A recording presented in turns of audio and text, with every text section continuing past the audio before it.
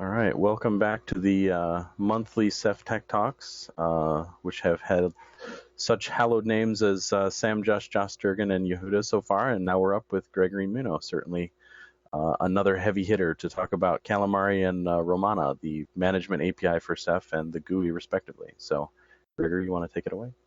Yeah, sure. Thanks, Patrick. So the things I'm going to talk about today are the architecture of the back end of Calamari, and then I'll talk about first I'll probably talk about what Calamari and Romana are, for those of you who may not know. Then I'll dive into the architecture of the back end Calamari, and then I'll discuss what Romana is, and I'll show a working version of it. And then what I'd like to do at the end is discuss kind of the future direction of the next version. So features we're considering and places where I'd like feedback and some collaboration. So I'll go ahead and share my screen and kind of give you the 10,000-foot overview of what Calamari and Ramona are.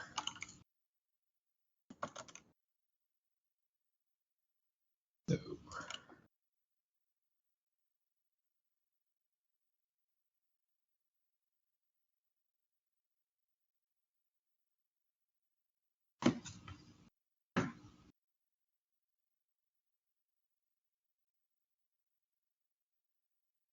all right. So,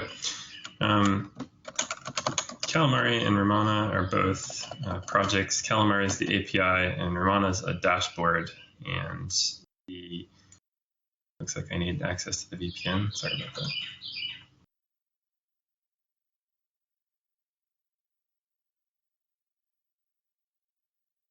Great. All right.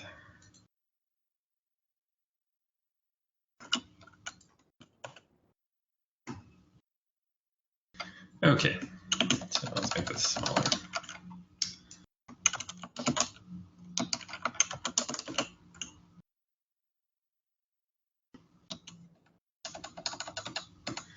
So this is essentially what Ramona is. It's a management and monitoring dashboard for many Ceph clusters, and it provides you kind of a basic overview of the status of each cluster. And right now, you can see we're looking at one that has a fair number of OSDs, a set of monitors, and low usage. There's really no traffic on this thing right now. And it provides you a couple of different views. This is kind of the single pane of glass that gives you the idea that this cluster is okay and it's got plenty of space available and all the things are reporting that we expect, and it's definitely not overloaded. You can look at different views here to talk about kind of an OSD-centric, so here's some OSDs that have trouble and they're down. And so you can find out, where they are and how to find them. So the idea here basically is that it just allows you to monitor the health and status of your cluster. And we expose some information about each of the pieces of the cluster, the usual stuff you'd expect to see of any system, and some cluster-specific stats. And then on the fourth tab here, we allow you to change the state of the cluster. So these are the pieces that comprise it. You can move OSDs in and out. You can set flags on the cluster. You can create pools. You can delete pools. So you have a lot of easy kind of introspection of what the cluster can do from a management standpoint. So that's a really high-level overview of what Ramona is. And to talk about what Calamari is, it's the API that powers this view. It provides all the information that you see here in pretty much the way that it's displayed here. It gives you a lot of information. Anything that you can do with this user interface, you can do going to the API. So I'm going to go ahead and just kind of plug in one basic endpoint to give you an idea. So this is a browsable view of the Calamari API, and it's really just providing you some JSON output that's describing what clusters it knows about. And you can dive further into there, and it provides all the details that you'd need to see such a thing. So those are the two main pieces of Calamari, the back end and the front end. And I'd like to go ahead and then discuss, what makes the back end up and how it's architected and some consequences of that architecture. So interrupt me with any questions if you want to. I'd be happy to answer them at any point through this presentation.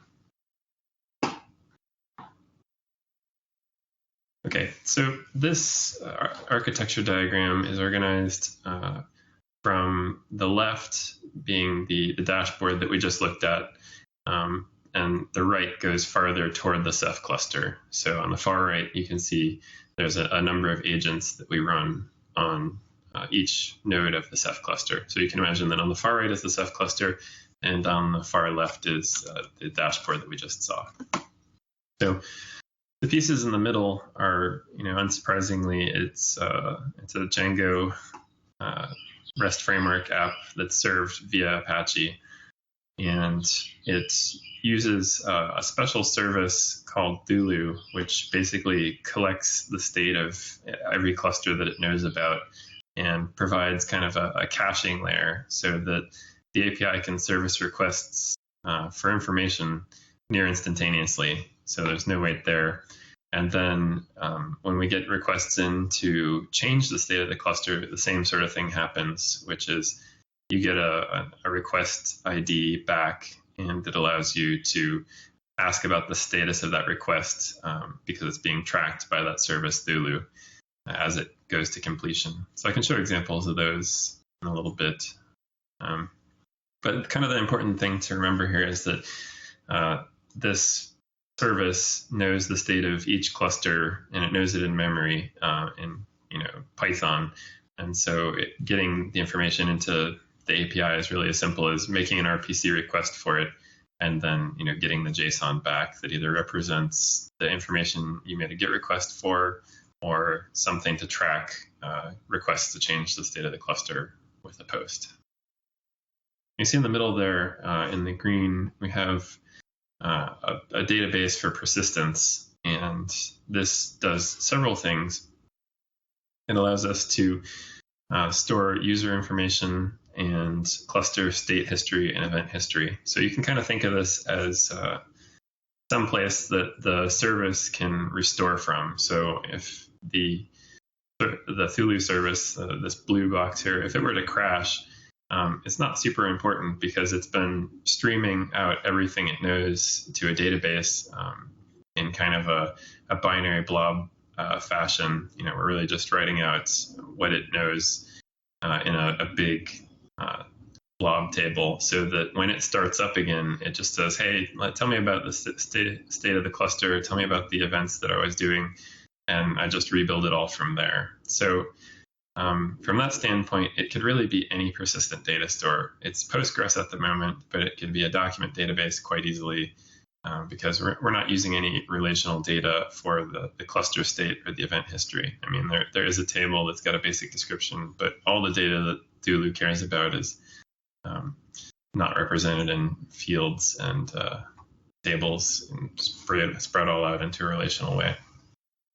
Now, users are, but that's something that you could argue that should be in another service anyways. And then at the bottom, we have a data store for graphite data. So that was something else I showed in the dashboard.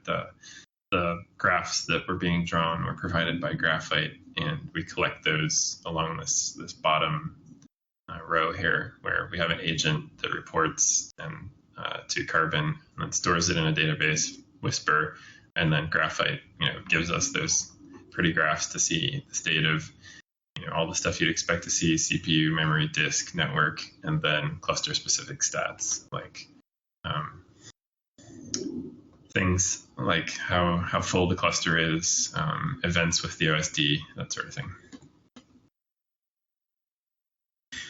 So the way that Thulu gets its job done is it uses Salt. And Salt, it has a message bus built into it, zero RPC, zero MQ, and it allows us to kind of dual purpose use Salt. It's in some ways it's a config management system like Puppet or Chef, but it also does so much more. It allows us to communicate with our agent on the cluster, which is a Python module, and Salt helps us distribute that module, and Salt provides us the message bus to ask questions of that module and get responses. So we get bidirectional communication there up to the Thulu layer, which is really quite handy. And for an example of that, it would be something like we ask the module on the minion to send us a heartbeat so that we know that each piece of the cluster is reporting. And then periodically we ask it, it'll tell us things about this cluster. It provides a wealth of data back that we then digest and organize into structures that allow us to answer questions in the REST API. So all this is great, and without documentation, it wouldn't be as great. So you can see that at read the docs, we have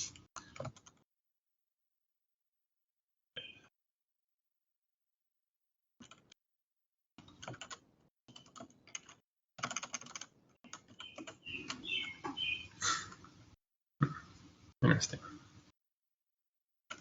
One second, let me retrieve that link.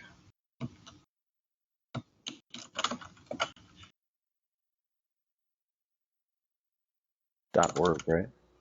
Yeah, I think that's what yeah, totally .org. Thanks, Patrick. So this REST API has a pretty good wealth of information about all the pieces that you can do with it. Here's a summary of all the URLs that we support. And I don't really expect you to be able to read each individual one, but know that it exists, and it kind of gives you an idea of whether this is retrieving information, whether it allows you to modify the state, and whether it allows you to remove that state. But if you scroll down, you can see that in kind of wait for the display to catch up because I'm sure it's lagging. You can see that there's quite detailed information that comes from the code. If you know anything about read the docs, you know that it's can be built using Sphinx, which is how we're doing it. So these are basically just doc strings that live within the implementation, and we have an automated way to generate this API reference so that when we add new stuff, it automatically gets here when we rebuild the docs. And so it's pretty exhaustive of what you can do with each of these endpoints, what they expect, and what they give you. So I would urge you, if you're interested in getting started with Calamari, to go check that out for sure, because it's a great source of information.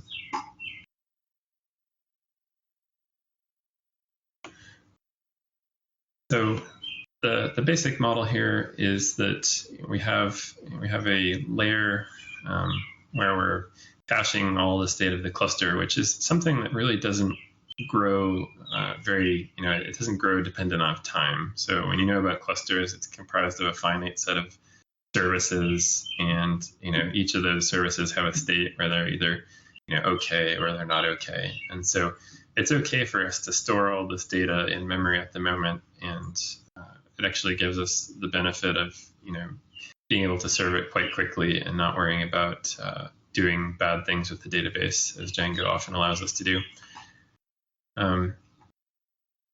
And it's really handy to be able to deploy native language modules onto the cluster to query the various components. So this Salt minion here has a module ceph.py, and it talks to the Python librados bindings so that we can get information quite easily from Ceph, so that we get a lot of advantage by working with some of the stuff Ceph's already built to be talked to. And we have the advantage of, in this architecture, you can target different pieces of the Ceph cluster very easily with Salt. It allows a very flexible way to match what pieces of the cluster you're talking to, where if you wanted to write something, say, specifically just using librados, you have to deal with the whole, going to which place and getting it and, collecting that and correlating it. But our agent reports, and we have a pretty easy way to query it. And I can show you kind of a demo of that. Let me go ahead and just pop up a terminal. And I'll probably have to switch my share because I don't think I shared the whole screen.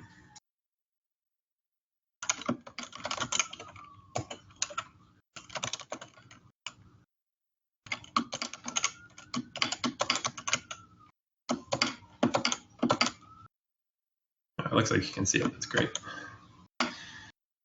So basically, here's kind of an idea of some of the information we get from all the things we know about this particular cluster that I showed you. If I could type again. And so there's, all the OSDs reporting which cluster they belong to, what type they are, what version of Ceph they're running, and somewhere in here there'll be a monitor.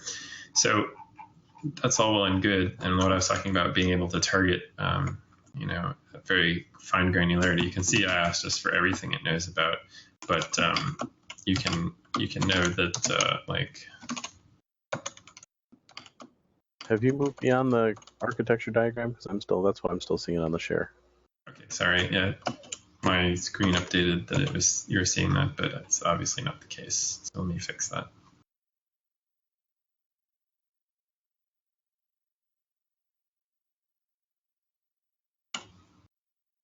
I'll just change it to entire screen.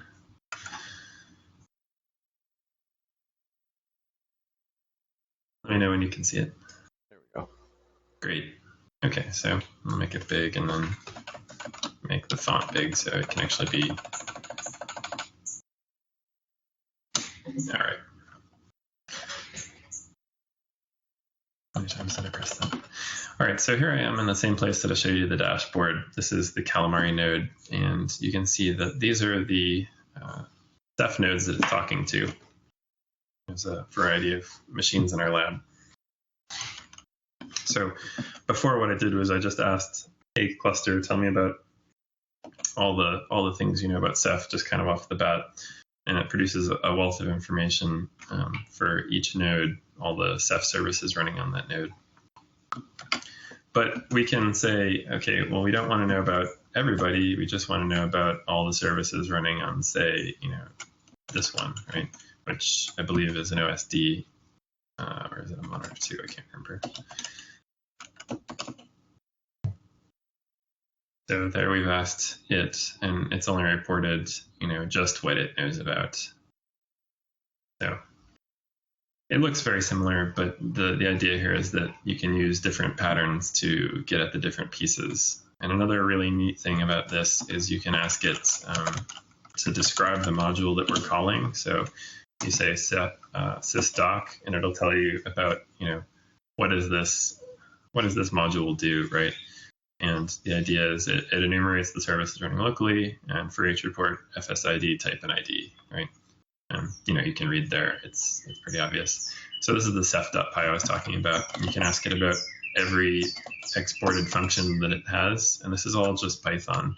And so this is where I kind of want to take the discussion, is adding things to Calamari is as simple as writing a module like this, or adding to this module and having it distributed out to the cluster. And so you can have it answer all these questions, where it can run Rados commands. It can, get the boot time of each thing. It can get the heartbeats that I showed you. It can just find out the status.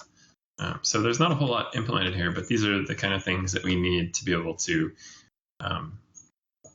provide the ability to know the state of the cluster and change the state of the cluster.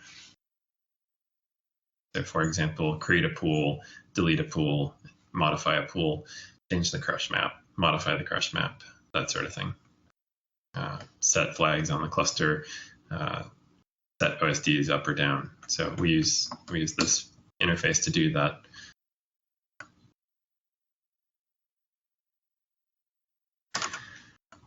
Okay, so you may want to know more about the user interface side of the equation, and we can go back to the slide here, and the basic idea is it's not really spelled out much in this slide set, so I'll go ahead and show a different one here. And you can basically see that it's really, it's a JavaScript app. It's served by Apache. So it's kind of like a set of single page apps that know how to talk to the API. And really their only job is to allow people to interact with the API in a very visual way. So it's taking, this information that we see when we, browse the Django REST framework and presenting it in a really friendly way that, people can see and understand much more clearly. So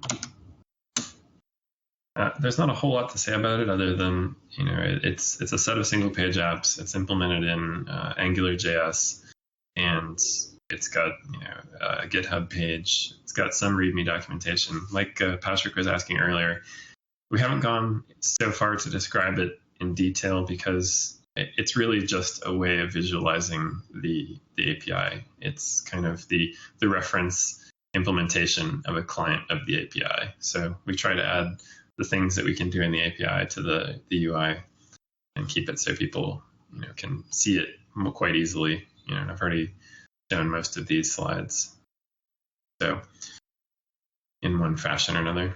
So I guess the place that I'd like to take this tech talk, in our final half, is really what I see in the future of Calamari, what we're doing in the next version, what we're trying to do right now. So the features that we're working on at the moment are the idea that, okay, so this is great. I can see the Ceph cluster and I can, kind of get this notion of status of the different components.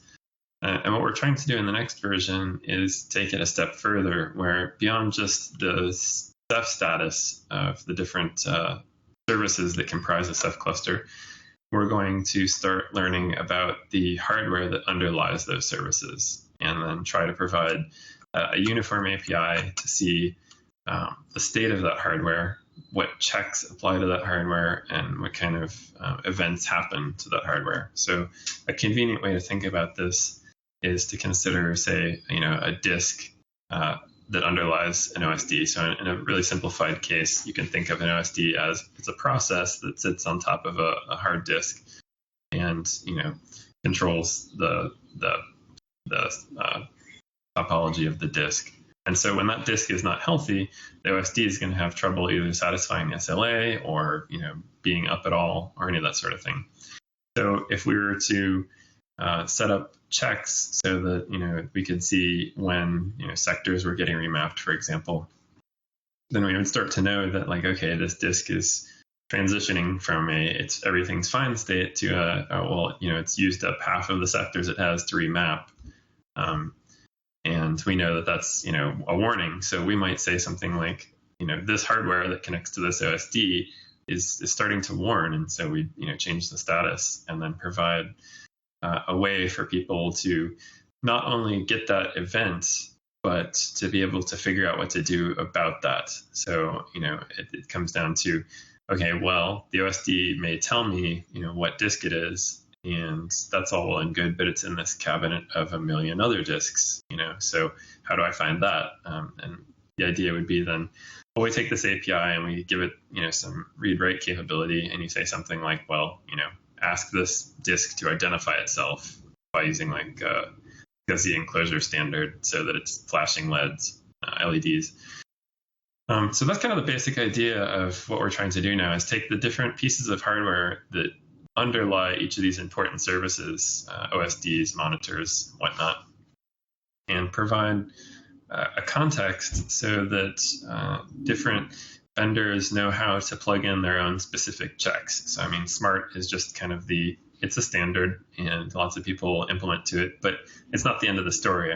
There's still plenty of other things within storage that play a role in the pipeline of storing data. So there can be, RAID controllers, there can be different types of things. There can be, SSDs, there can be flashes that's plugged into, the the motherboard itself. And there's all sorts of ways that storage can manifest itself. So for these, new and cutting edge technologies, providing a way, that the vendors of those can help us, have the right checks and say the right things, so that when we run Ceph on that hardware, we can provide people early warning when, OSDs are going to go bad, or having gone bad, we can provide them an easy way to identify, which things need to be taken down, which things can be hot swapped if they can be hot swappable, and really just provide a lot more hardware context to the Ceph cluster itself.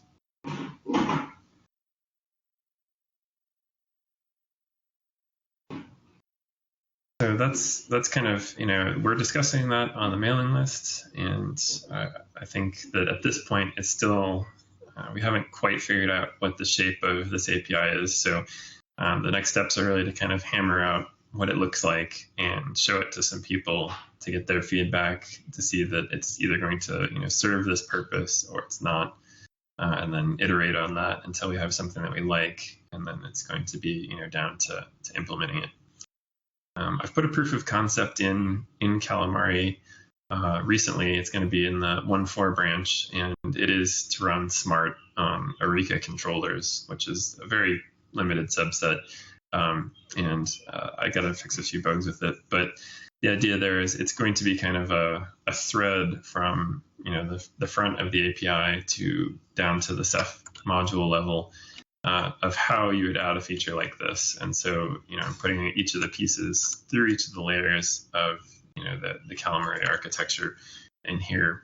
And it requires, for example, it requires defining URLs and then defining, views within the API that go ask the right kind of, JSON-shaped question to Thulu, which then, communicates the request across to this module that I'm writing, which negotiates with Smart and figures out, what's going on there, all the way back up, and can report it.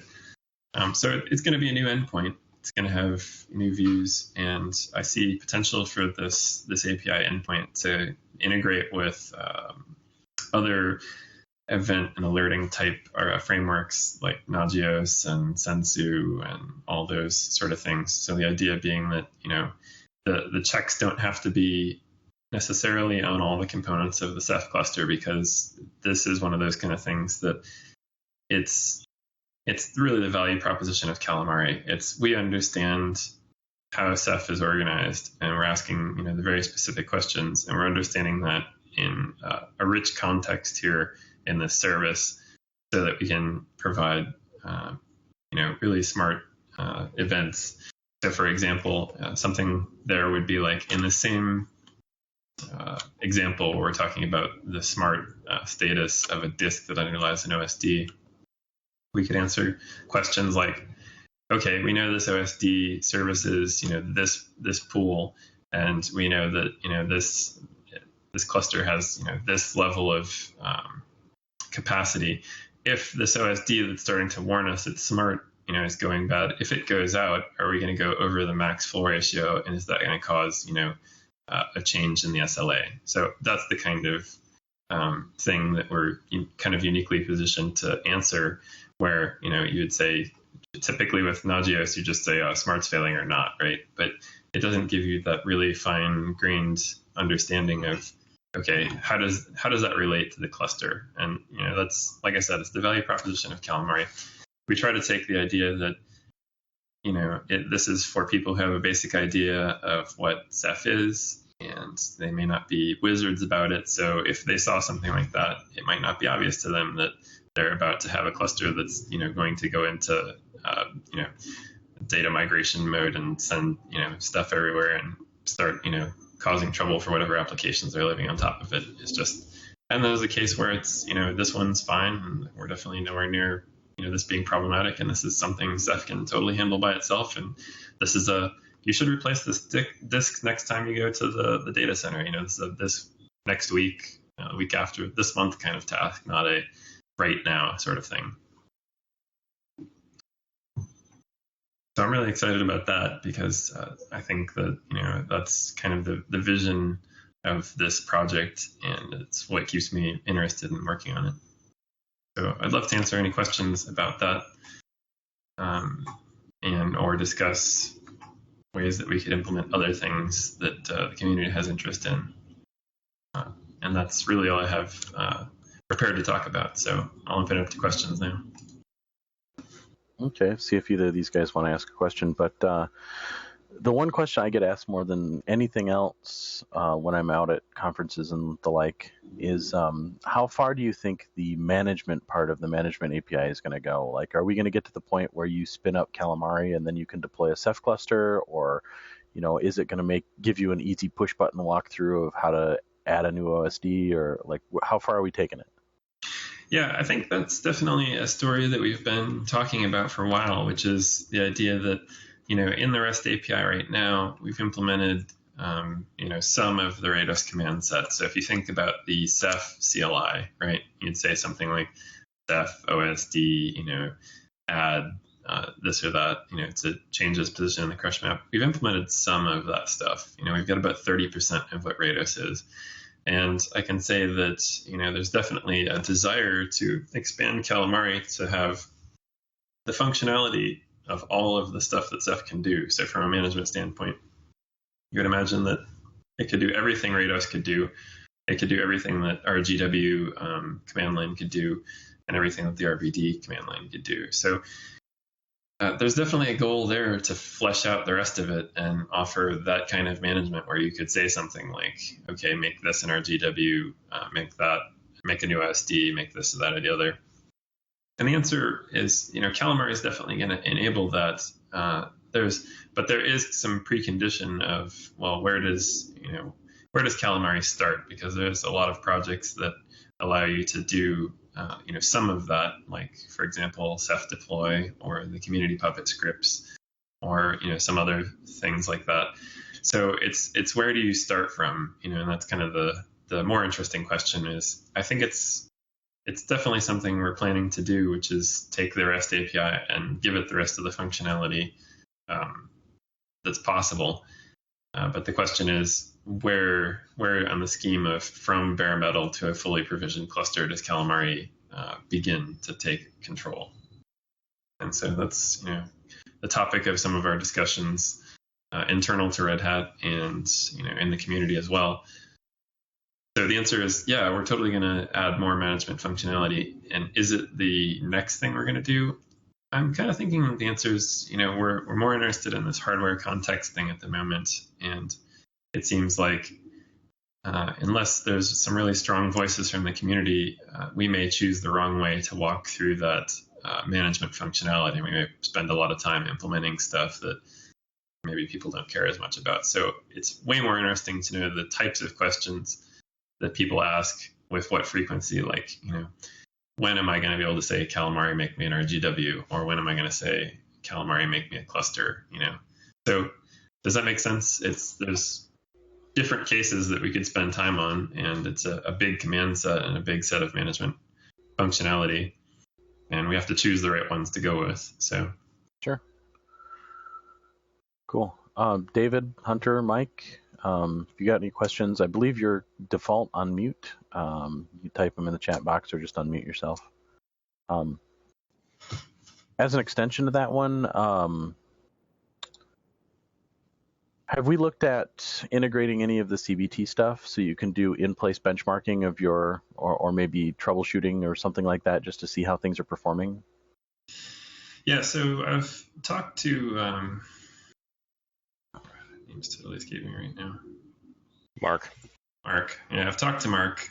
When we came back from Riverside earlier this year, he had again shown me that tool, and I think it's interesting, especially from the standpoint of the kind of optimal weighting strategy, because that is something that CBT provides, and that is something that Calamari is kind of in need of some improvement, and it's also coverage of management functionality it already has. So from the idea that you can modify the crush map, okay, that's all well and good, but what do you want to change? And so since modifying the crush map kind of implies that you're going to be moving data around, you probably better know why you want to move the data around. So I would say that CVT is interesting from kind of the input side of that, because it does the analysis of, given this cluster state, how should we change the weighting of the OSDs to make it optimal? And so I think that would be kind of a great integration point, because then it could help guide you through, tweaking your crush map for better, performance in this kind of case or that kind of case. Does that make sense? Yeah, definitely. The other question we had here from Mike was maybe a bit of discussion around the packaging plans for Calamari. His was specifically Yum apt based distros, but what are we looking at in terms of packaging and deployment orchestration, Chef, for Calamari? That's a great question. So since Calamari's history has been that of it was closed source and it's been open sourced, packaging has always been one of those things where we spend a lot of time on the mailing list answering questions that we probably wouldn't have to answer if we had better packaging. But I will say that the packaging story right now, the main hurdle to overcome really is just the way that it's packaged currently is a little bit challenging from the standpoint of it's not just C that you compile and you're happy. There's a number of pieces to that make it difficult. So, for example, Calamari has its own set of repos that it serves to its minions. So when you connect it to a cluster, there's packages that we need on that cluster, and we use Salt to get it. And we also serve those packages. So, for example, Diamond, right? We have a specific version of Diamond that we want. And so the Calamari package has to know, it knows that it can also serve a repo of packages that contain Diamond, so Salt installs the right one. That's one challenge. Another challenge is because it's Python, we use pip and we have a virtual env, and kind of the trade-off that we had early on was that we wanted to go quickly to build this thing, and the consequence there is that we have a virtual env within the actual package that kind of vendors in a number of things that you could make the argument could be system packages. And so that's a challenge, from an upgrading and security standpoint, because it means that it has to be repackaged every time something in that virtual env changes that, could be sensitive. And then, the final challenge there is just that our strategy from early on was that we would choose a very specific environment with which to build these things, and we were using Vagrant to provide virtual machines that could provide that packaging. And that's caused confusion too, because it works fine when it works fine, and when it doesn't work fine, you kind of have to know some stuff about that. So I guess the answer is in the repository there are the Debian directory, and there are a Calamari spec file, and so you can build RPMs and debs there. But it's a little bit more nuanced than just you make the package and it's fine, because it has some specific dependencies. It has some things that need to go upstream, and it has a lot of connection to things it wants to put on the cluster. So those are all challenges to distro packaging. And our stance has been we'd love to have help with it. We're not experts on packaging for apt, or we just do the best we can. And so I think that's kind of the discussion really, is there's a number of challenges, and we'd love help, and we'd love to talk about it too. So either way. Does that answer your question, Mike? Great. All right. Are there any other questions? Doesn't look like it. All right. Well, what about upstreaming? So I guess the question there is, I'm assuming that you're talking about what I mentioned, something that needs to be upstreamed that isn't. What is it? So there's Diamond, right? There's Diamond that has some code in it that gives cluster specific information, and it's needed to go upstream for a while. It's something I would love to have contributions from the community. There's one challenge about it, really, which is that it kind of goes against Diamond's strategy for organizing statistics. So the idea behind that is it's a statistics collector, and it usually gives those statistics, that it tags them with which server it comes from, which is all well and good when you're talking about, okay, CPU, disk, network, RAM, all that kind of stuff. Those are obviously things that belong to a server. Our modification says, okay, that's great, and I want to get statistics about Ceph, which is, a distributed object store. So there you go. It depends on multiple servers, and you want to have statistics that represent more than one server. And so we've kind of namespaced it as, well, hey, it's Ceph. And there was, that's just a little bit different than what the organization currently was. So that was something of a sticking point. But I think that can be resolved. And there's other pieces of the diff that, don't necessarily depend on that. There's a couple of things that are more generic. So kind of the story there is some of it could be broken out and probably gotten upstream, but we really need to resolve that whole, we want to report on a set of servers at an endpoint that isn't a server. And that's just a discussion that needs to happen. And so far, it's just something we haven't gotten around to.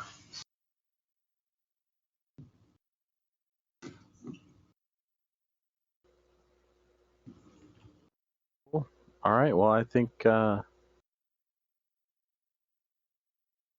right. I think that pretty much takes care of the questions. Thanks, Gregory. This was great. Great. Thanks for the time, Patrick. And thank you, everyone, for coming. Mike, I'll definitely want to follow up with you about Sensu Diamond. So let's talk offline.